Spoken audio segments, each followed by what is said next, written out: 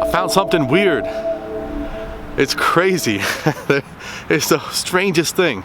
There's like some type of well out here in the woods, in the ravine. There's like a secret cavern. I don't know. First, let me show you where I'm at. See, I'm down in a ravine. There's all types of just big trees, and there's like some steep faces, and it's really quiet and lonely and isolated.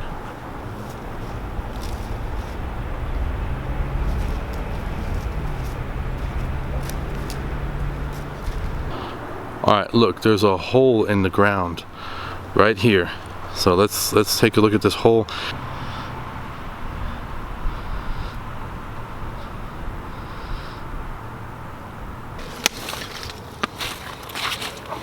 All right, so it's a deep hole and it goes all the way down there.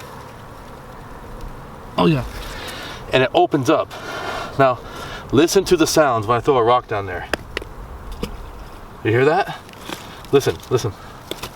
No. Whoa. It's a stone-lined well. That's old. That's super old. And I think I understand. Since we're in the bottom of a ravine, that's that much less that they would have had to dig to actually hit water. So if you put your well in the bottom of a ravine, you're close to water. So I don't have my gloves, I don't have my digging tools. The sun is about this far from touching the horizon over there, so God, I don't know. I'll go get some digging tools and we'll just look real quick. We may have to come back and do a part 2, but it's some kind of hand dug stone lined well from 18 something.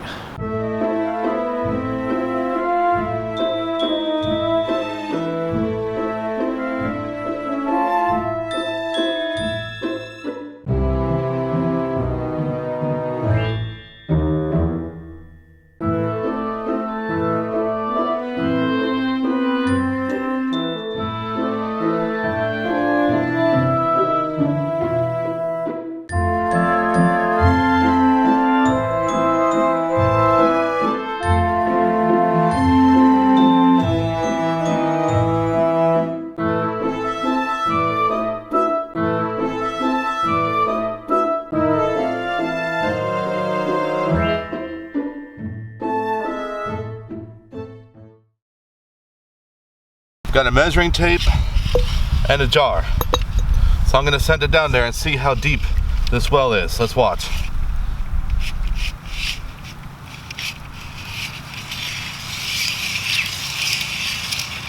Okay, just hit water. The jar is sinking.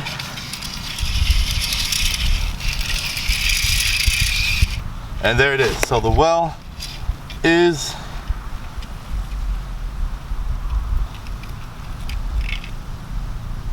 15 feet deep. Yeah, about 15 feet deep. Okay, let's bring it up.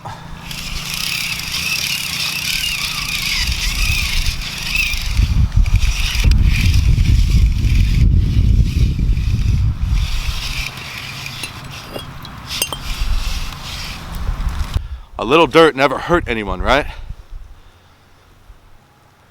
It's a little cloudy because I dropped it down too fast, but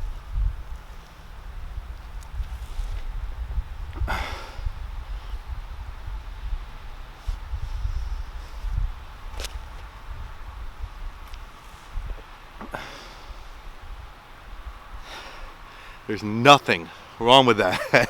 There's nothing wrong with this water. I know it's a little cloudy, but a little dirt doesn't hurt you. It's pathogenic bacteria from other humans. That's what hurts you, but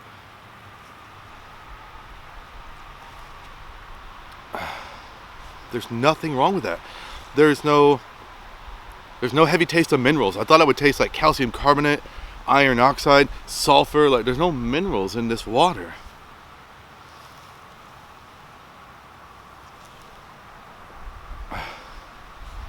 That's absolutely perfect water. There's nothing wrong with that.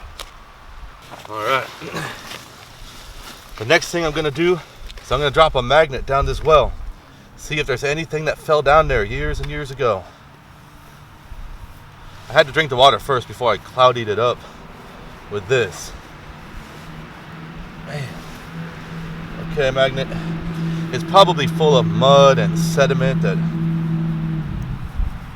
fell down there years and years ago. So if there was any iron artifacts or something, it probably sank so far down in the mud. You know what I forgot? I forgot to take the magnet guards off the magnet. I forgot that.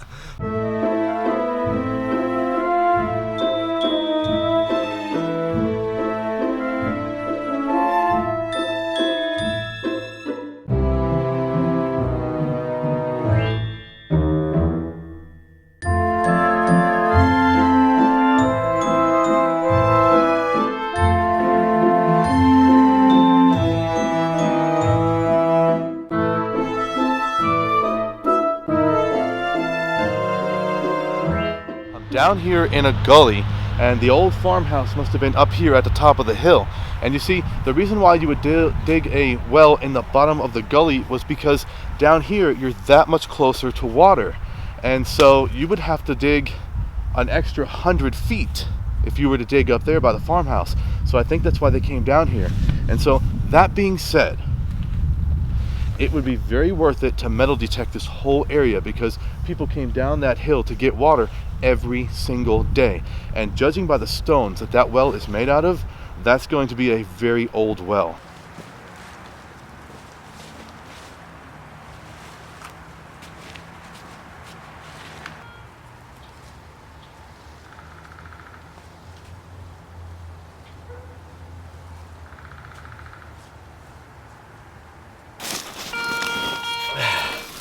Okay, I know what it is because I just wiped it off and looked at it underneath the magnifying glass.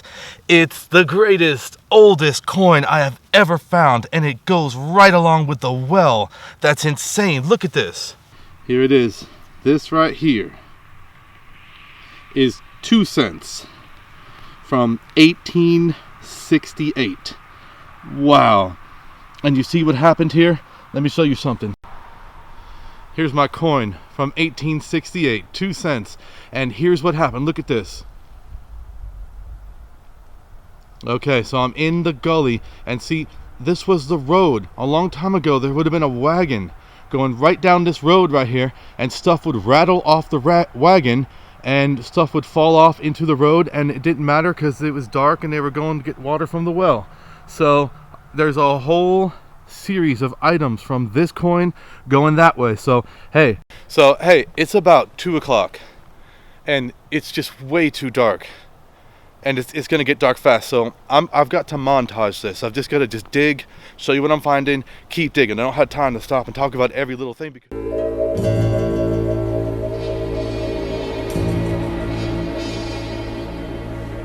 cannot be seen, cannot be felt, cannot be heard, cannot be smelled.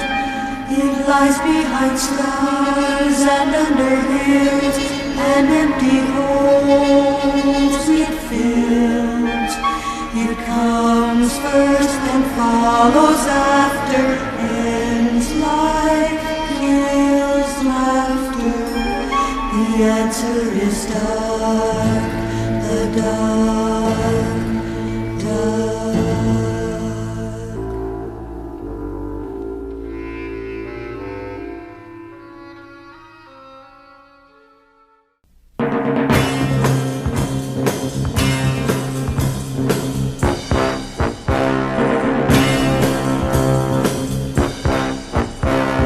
Crush, that, rip, rap, smash, pop, hitch, that, you go,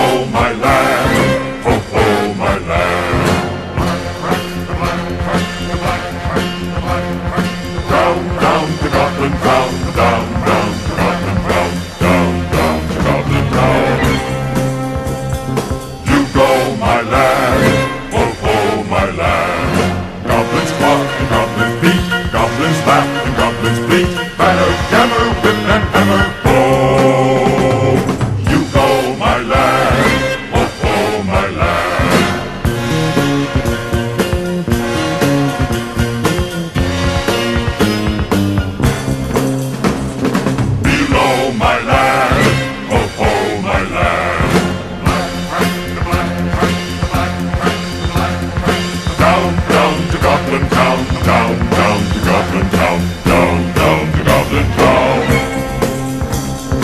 You go, my lad. Whoa, whoa, my lad. Hey, there's an ice storm coming. So, gotta put this away and go home before we get caught in an ice storm.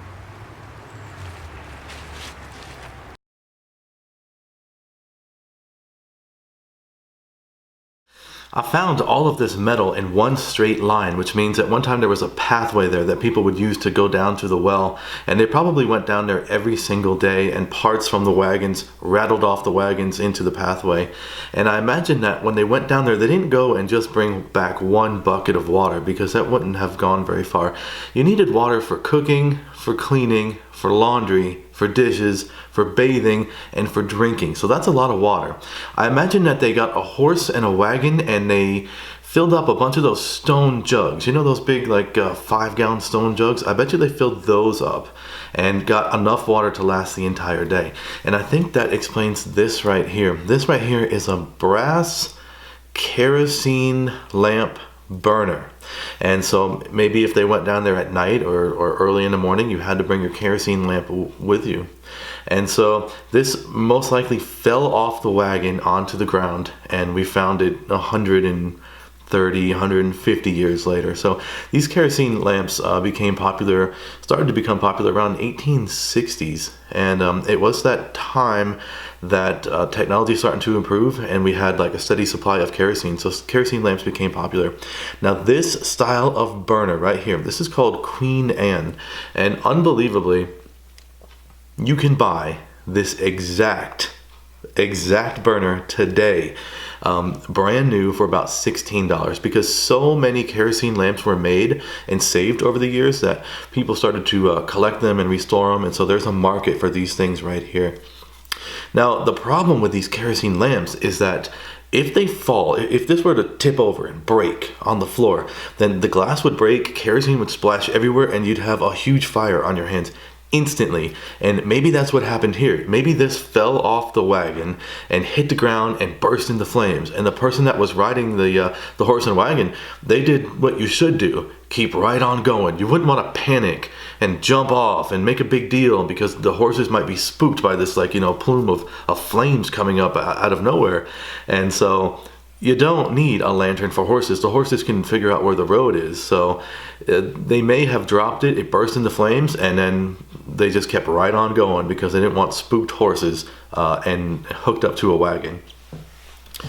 Now the amazing thing about this is that it has a secret design in it that not a lot of people know about. And so this lamp is efficient, and it actually doesn't produce hardly any soot. And the reason is this shape right here. Do you see this globe right here? They're all shaped like this, and they're like that for a reason. This globe is an area of hot air, and it heats up and it rises, right? That's very important, because if the air doesn't circulate rapidly through here, then you're not going to get complete combustion of the kerosene, and it's going to make a nice black soot that covers everything in the house. So in order to get around that, they designed a specially curved lamp that utilized a very important principle in science, and that is called Bernoulli's principle, and it creates what we call the Venturi effect. You see, as the air rises, as the air is a fluid, as the fluid air rises, it goes through this constriction, right? So when a fluid passes through a constriction, it has to speed up. So that means that the hot air speeds up as it goes out. It just rushes out. And so this rushing of air coming out of the top of this constriction creates another rush of air down here where these vents are. And so the air is rushing up and the air is rushing in. And so because the air is just rushing in there, it gives the flame plenty of oxygen, a continuous supply of oxygen to provide complete combustion of kerosene. And so that was important because you didn't waste any fuel and it didn't leave black soot everywhere. And you can see in this right here, these holes right here follow the same principle. There's ventilation holes in the bottom of this. So that's interesting because people in the 1800s were very ignorant of the biological sciences, but they were well versed in the physical sciences. So it's a relic of the past, and there's definitely a story to why this lantern was laying out there broken in the mud on the way to the well.